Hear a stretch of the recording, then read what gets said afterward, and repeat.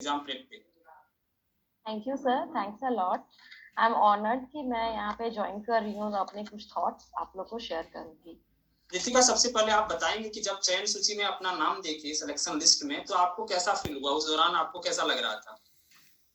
Actually जब ये result आई थी तो काफी रात हो गई थी, 10 बजे थी। मैं जॉब हूँ, बैंक में जॉब करती हूँ।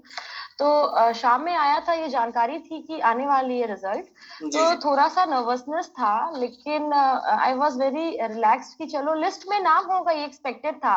बट इतना विशफुल थिंकिंग कि I will getting 11th rank, ये अनएक्सपेक्टेड था, ये काफी अनएक्सपेक्टेड था। अच्छा अच्छा। मैं दर्शकों को बता दूं कि रिति जो है वो बैंक में जॉब करते हैं, और जॉब वाले जो लोग हैं उनके लिए हम काफी सवाल यहाँ पे लेंगे। लेकिन पहले उनके शैक्षणिक पृष्ठभूमि के बारे में सवाल लेते हैं। उनका एजुकेशनल बैकग्राउंड कैसा रहा और उनका फैमिली बैकग्राउंड कैसा रहा। तो रिति, सबसे पहले आप अपने एजुकेशनल बैकग्राउंड और फैमिली बैकग्राउंड के बारे में दर्शकों के बीच कुछ साझा करेंगे। जी जी। मेरी शुरू से एजुकेशन के प्रति काफी इंक्लिनेशन रही है। मैंने 10th में आईसीएसई बोर्ड से अपने स्कूल में सेकंड या थर्ड रैंक आया था मेरा। फिर मैं 12th DPS Bokaro, Delhi public school Bokaro से किया है। वहां पर भी मैंने एक अच्छा स्कोर किया था, 90% था मेरा 12th में। फिर मैंने बीटेक किया है और बीटेक में मेरी काफी अच्छी स्कोर रही है, 8.5 परसेंटाइल, जो कि अपने ब्रांच के हम बीटेक में काउंट कर सकते हैं उसे। तो इस तरह से मैंने अपना बीटेक खत्म किया। फिर एक घर में प्रेशर था कि सरकारी नौकरी, लड़की है, तो वो प्रेशर को कंट्रोल करने के लिए मैंने बैंक के एग्जाम्स देना शुरू किए। लेकिन at the back of the mind मेरे मन में था कि मेरी इंक्लिनेशन थी इधर सर्विसेज के थ्रू, तो मैं उस प्रिपरेशन को कंटिन्यू करते हुए मैंने बैंक की भी तैयारी की। और बाय गॉड ग्रेस 2 से 3 महीने मेरे बैंक पीओ में हो गया सिलेक्शन। और फिर मैं बैंक में लगभग 4 से 5 साल से मैं जॉब कर रही हूँ बैंक में। अच्छा अच्छा। और इस बीच मैं एग्जाम देती रही और दिस इज माय रिजल्ट। तो 66 बीपीएससी में क्या ये आपका पहला प्रयास था? नहीं, ये मेरा सेकेंड अटेम्प्ट है। मेरा फर्स्ट अटेम्प्ट 64 था, जिसमें मेरा मेंस 9 मार्क्स के लिए मिस हुआ था। फिर 65th के टाइम पे मेरे ब्रांच में ऑडिट चल रही थी, जिस कारण से मैं प्रीलिम्स भी ना दे पाई। और फिर 66 के लिए मैं फॉर्चुनेट हूँ कि मुझे मौका मिला कि मैं प्रीलिम्स, मेंस और इंटरव्यू दे पाऊँ। तो पहला बार जब सिलेक्शन नहीं हुआ, उसके बाद आप अपने प्लान में क्या क्या चेंजेस किए? सबसे इम्पोर्टेंट है कि अपनी वीक एरियाज को चेक करना। अगर मैं कहीं गलती कर रही हूँ तो मुझे वो देखना चाहिए। और जो मार्क्स था, मैंने अपने मार्क्स देखे, वो काफी कम नंबर से मेरी मेंस मिस हुई थी। और मुझे ये रियलाइज हुआ कि उसमें मेरा जीएस में 2 क्वेश्चन छूट चुका था। At the same time mathematics जो डीआई का था, उसमें से 2 मैथ्स का क्वेश्चन छूट गया था। तो आप सोचिए कि 150 नंबर के कम में ही मैंने एग्जाम दिया और ये परफॉर्मेंस किया।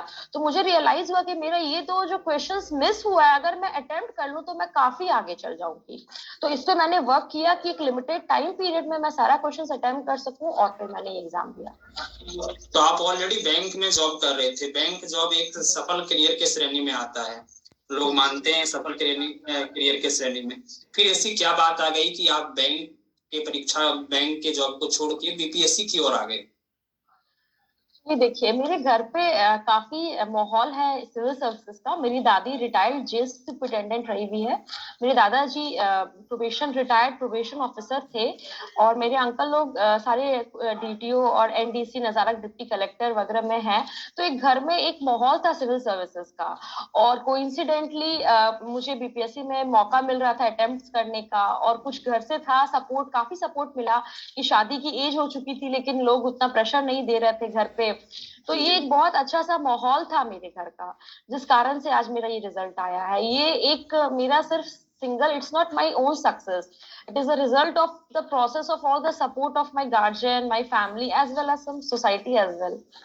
तो ये तो इट्स नॉट आप जॉब कर रहे थे, कांस्टेंट। है ना, और बहुत सारे लोग जॉब करते हुए तैयारी करते हैं। तो आज का जो सबसे मुख्य सवाल है, हम लोग का यही सवाल है कि आपने अपनी परीक्षा का तैयारी जॉब में रहते हुए कैसे की? ये बहुत सारे जॉब वाले स्टूडेंट जो तैयारी करना चाहते हैं, उनका सवाल होता है कि कैसे करें। उसके बाद भी आप बैंक में जॉब कर रहे थे। बैंक का जॉब थोड़ा सा टाइम को लेके कम टाइम मिल पाता है बैंक में जॉब करने वाले लोगों को।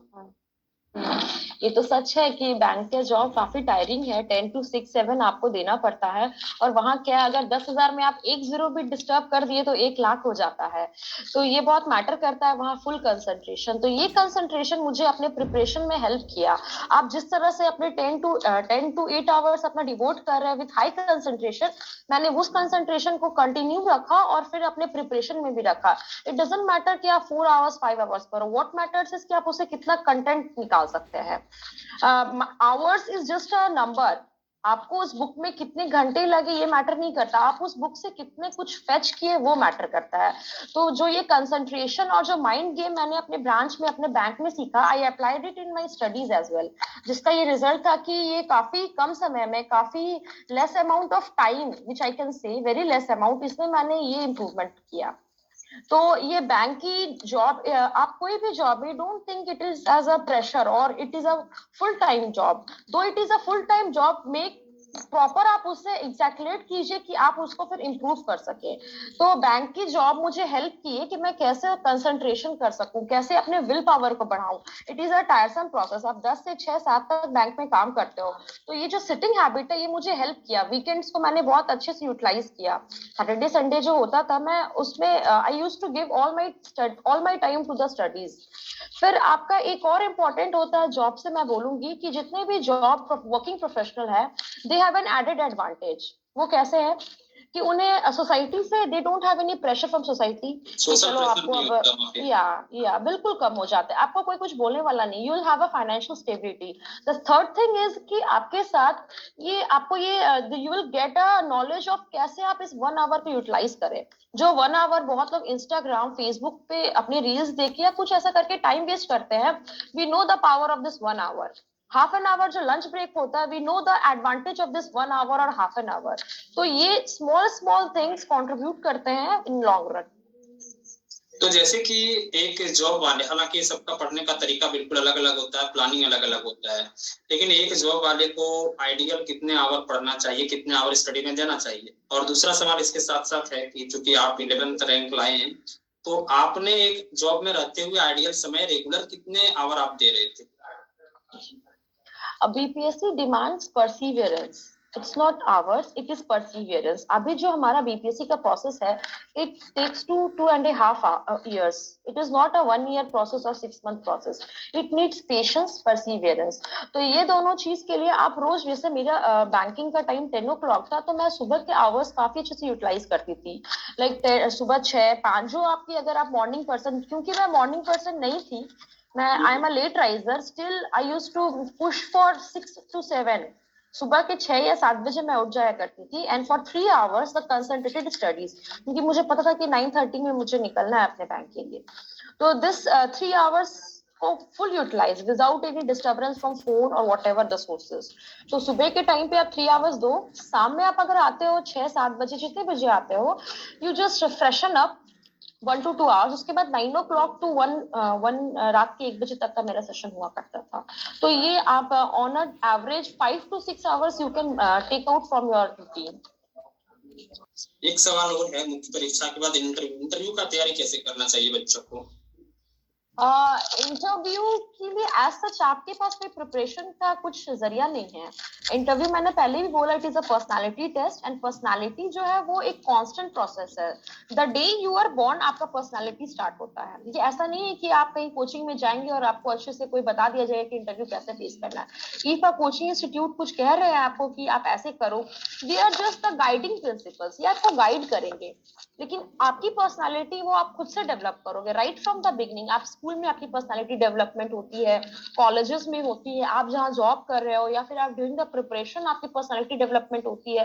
तो इट्स अ कांस्टेंट प्रोसेस। ये यू कैन उसको आप थोड़ा इम्प्रोवाइज कर सकते हैं। आप उसको, जैसे एक होता है ना, आपका फेस है, बहुत बहुत उसमें आप मेकअप लगा के थोड़ा उसको इम्प्रूव कर सकते हैं।